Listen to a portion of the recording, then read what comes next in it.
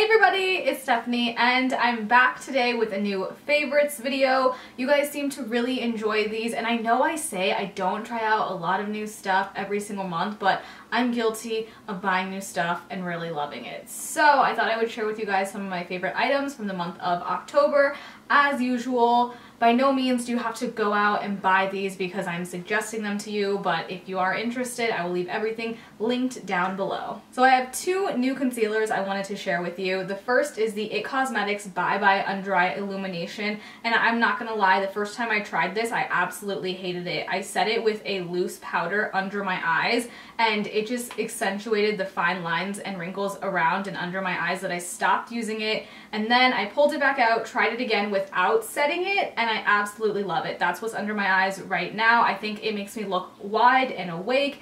As you guys know, I don't wear full coverage foundation every single day. I just do concealer under my eyes, and this is my go-to right now, especially if I didn't get enough sleep, I have some dark circles, I just put this on and I look like I'm well rested. So I'm happy to say that I finally finished off that Bare Minerals concealer that I liked, but the packaging was just not good. So I finally had the opportunity to pick up a new concealer for spot concealing on my face, and I went with the Urban Decay Naked Skin only because I went to 3 different Ultas to find the Tarte Shape Tape and all of them were sold out. So I thought this was the next option that I wanted to try, and I think this is $24 or $28, but I really love the coverage on this. It spot conceals any redness if I have any pimples on my face. I will say that it dries down really fast, so I can't spot conceal my entire face and then try to go back out and blend it because it dries almost immediately. So I'll do one at a time and just blend it out. And I am in the shade Light Warm. I think it's a pretty good match, as good as I'm gonna get with the concealer, and this is one of my new favorites. So you guys know my issues with the Anastasia Brow Wiz, and I'm always on the hunt to look for new brow products that are more affordable, that do a good job. I'm by no means a eyebrow wizard. My eyebrows are never on fleek. I just try to find things that will help fill them in and make them look somewhat decent. And I saw at the drugstore that e.l.f. had a new brow pencil, or at least on the packaging it said new. I don't know. It was $2 and I got the shade Neutral Brown. It might be slightly too dark for me, but for $2 I think it does a pretty good job at filling them in, keeping them in place. And what I love most about this is the spoolie. It's not one of those flimsy cheap spoolies. I mean, it was only $2, so math, it was pretty inexpensive, but I really do like this, and I can use this to comb out other brow products that I have. So I think for $2, the spoolie is definitely worth it. I might try a different shade next time to see if it matches better, but if you see this at your, local drugstore, I would recommend picking it up. Apparently, Melissa says that this is beauty, so I'm including it in my beauty section of this video. I tried out some new shampoo and conditioner, and if you guys have been with me for a while, you know I use the dollar stuff from Walmart. Recently, I've really been into beauty and watching beauty gurus and yada yada yada, right? Everybody hypes this brand and their shampoo and conditioner, and so it was on sale at Ulta, and I just said, I'm gonna buy it. Okay, it's on sale. Buy one, get one half off. I didn't really do any research on which one I should buy for my hair type, but I wanted something that was moisturizing, and argan oil. I've heard that that is very moisturizing. So I bought this one, the turquoise one. I don't think I really have seen much of a difference in my hair, to be completely honest, so I don't know if there's just a lot of hype that's around this or what. This is cruelty-free, not tested on animals. I only say that because I know that there are some people out there that are interested and only buy cruelty-free products. I try to only buy cruelty-free, but I'm only human. So I don't know if I would definitely recommend it, but I would kind of recommend it, if that makes sense. If it's on sale at Ulta, pick it up, try it out. Maybe the one for your hair type instead of just whichever one was the most appealing color-wise, like I did. So now let's move on to my favorite part of the video, food and beverages. As many of you guys know, I'm a pepper, aka I'm not sponsored by Dr. Pepper, but I would love to be. Hit me up, Dr. P. This month though, I've been really into, and if you've been with us for a while, you know my ride or die is vanilla Coke. And do you know some people actually don't know that vanilla Coke exists? I rolled up to like a function a few weeks ago and people were like, what is that? And I'm like, vanilla Coke. And they had never heard of it. Which I find very strange. But I've really been into vanilla Coke recently, and I bought a 12-pack because I wanted to watch the fall. This is just going nowhere. I bought this and I became addicted again. So I'm not going to be able to afford to drink this for a very long time because it's $5 for a 12-pack instead of like 27 cents for a gallon of water. So I'm going to have to live it up while I can. If you haven't tried vanilla Coke, try it. I know they sell it at like your convenience store in a bottle, so you don't have to splurge like I do on a 12-pack.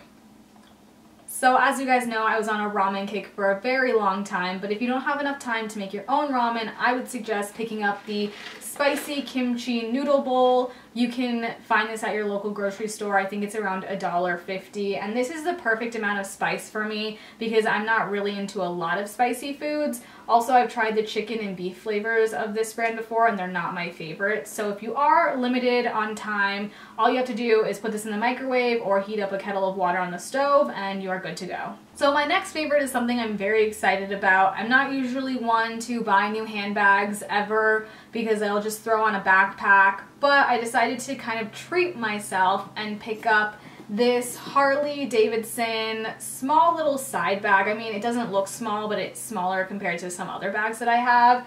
And I posted a picture of this on Twitter and asked you guys what you thought, and a lot of you guys said to get it. I actually picked this up at Buffalo Exchange for $28, but I traded in some of my stuff, so I really didn't have to pay anything out of pocket for it, which was nice. And I love it because it's super roomy. I love the structure. The hardware is really, really substantial and heavy. And honestly, I've received so many compliments on this bag. People have asked me to sell it to them, which I'm not going to do because I love it so much. It's just the perfect black bag for me. It's like super my style. Even if it didn't have the Harley Davidson on it, I just love the shape of it overall. It's perfect. I can carry it on my arm. Melissa likes to make fun of me for that, or carry it as like a side bag. So I absolutely love this. So last month there was not a just YouTube things in my favorites video, so this month instead of just YouTube things I thought I would do just phone things because I myself spend so much time on my phone watching videos, looking at content, listening to music, so I decided that's what it's now going to be called. So the first thing I've been loving on my phone is the Spotify daily mixes, and this is a new feature on Spotify. Well, I don't know how new it is, but I recently came across it, and it basically puts together mixes of artists that are similar to one another. So I have Chromeo, Phoenix, Tame Impala, The Used, Panic at the Disco, My Chemical Romance as one of them, Red Hot Chili Peppers, Sublime as another. So it groups artists that are the same and then just throws in some new artists and whatnot. So it's nice when I don't want to keep listening to the same playlist that I've already made. It throws in new songs that you've already listened to, but I feel like it's very well curated. And I like it. So if you haven't checked that feature out on your Spotify yet, then see what mixes you have. So as you guys know, I'm not ashamed to admit that I listen to and watch ASMR videos, and some of you guys actually said that you wanted to know some more of my favorites. So two of my favorites this month, one of them is obviously ASMR, and he is an ASMR artist from, I'm not exactly sure where in Europe, but he's from there, and he does like an American accent, which I think is really, really cool. And I don't watch a lot of male ASMR artists, but he is one of my favorites at the moment. And the second one is Tiffany's ASMR Corner. She is in New York right now studying at NYU, and she makes ASMR videos, and I just think her voice is so incredibly soothing, and I can fall asleep to her videos almost every single night. So if you are looking for new ASMR artists to watch, I will link those two down below. So my next favorite thing on YouTube has been Push Season 2, which is on the YouTube channel The Barracks, and it's basically following around different skaters while they're filming parts for different skate videos that they're going to be in. And I didn't watch a lot of Season 1, Melissa watched all of it, but Season 2 has been really, really good. My favorite has probably been Dan Liu and Curran. His just came out today. I don't even really think you have to be into like skateboarding to appreciate the cinematography or just the interviews that they're having with them, because they're all different. So if you haven't checked it out, as always, I will link it down below. So last but not least, I'm going to end this video with my favorite TV shows because you know your girl likes to watch TV. So the first is Atlanta on FX. I've mentioned it before. I've yet to watch the season finale. I don't want to watch it because I don't want my shows to end yet. Insecure on HBO. One of you guys mentioned that I should watch that, or we should watch it, and it was definitely a great recommendation. Next, Silicon Valley on HBO. Melissa was adamant that I watch it because she thought it was so funny and she thought I would think it was funny, but I was totally against it for the longest time, and then I started watching bits and pieces of it and I binge watched all of the seasons. And last but not least, guys, The Fall. I don't want to talk about it. I'm not happy about the ending. I was crushed. I was devastated. I was not okay after that. So those have been my TV shows that I've been loving for the month of October. I feel like I have been talking forever. So that concludes my October favorites video. I hope you guys enjoyed. I'm not going to promise a November favorites video because who knows if I'm going to try out anything new for the month of November, but if you did like this video, make sure to give me a thumbs up. Let me know if you have any recommendations of music, TV shows, beauty, whatever, down in the comments below, and I will see you guys next time. Bye!